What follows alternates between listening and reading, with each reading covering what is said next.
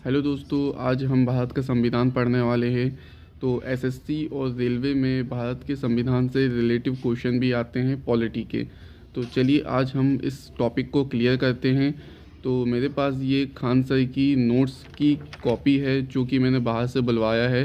ये पॉलिटी से संबंधित किताब है। तो चलिए इसमें हम इन नोट्स को देखते हैं और क्या कहता है आज का भारत का संविधान। सबसे पहले हम भाग 1 देखेंगे।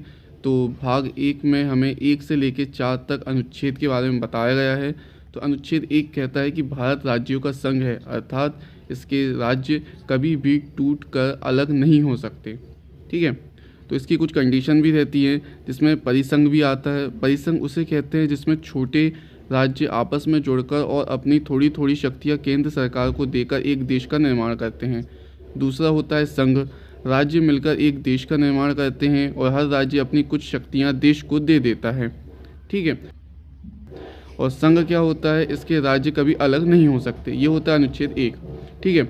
और अमेरिका क्या है, एक फेडरेशन है और भारत एक यूनियन है। ठीक है, मतलब भारत एक संघ है, ये अनुच्छेद 1 में कहा गया है। अब अनुच्छेद 2 देखते हैं अपन क्या कहता है।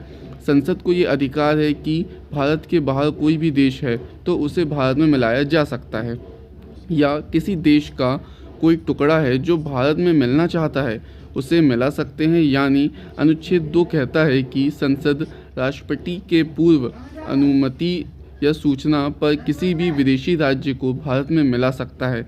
जैसा कि सिक्किम को मिलाया गया था भारत में। सिक्किम एक अलग राज्य था लेकिन बाद में इसमें संशोधन करके इसे भारत में मिला लिया गया है।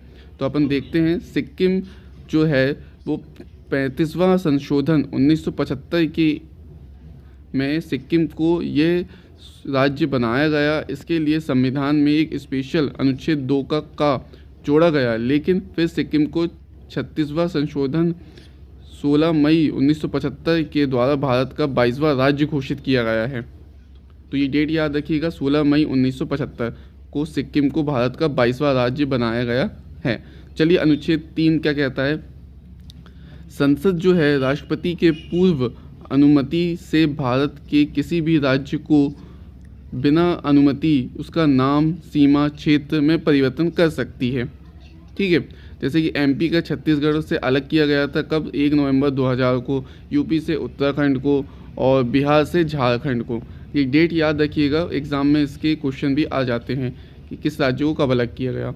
चलिए अनुच्छेद 4 क्या कहता है। जब संसद अनुच्छेद 2 का प्रयोग करेगी, यानी किसी विदेशी राज्य को मिलाएगी या अनुच्छेद 3 का प्रयोग करेगी तो किसी राज्य को तोड़ेगी, तो उसके लिए राष्ट्रपति से किसी विशेष अनुमति की ज़रूरत नहीं होगी। ठीक है, क्योंकि इसे अनुच्छेद 368 के बाहर रखा गया है।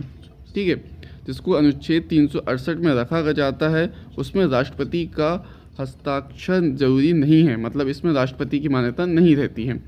तो ये था हमारा भारत का संविधान का, हमने भाग 1 आज कंप्लीट कर लिया है। तो नेक्स्ट वीडियो में हम भाग 2 देखेंगे।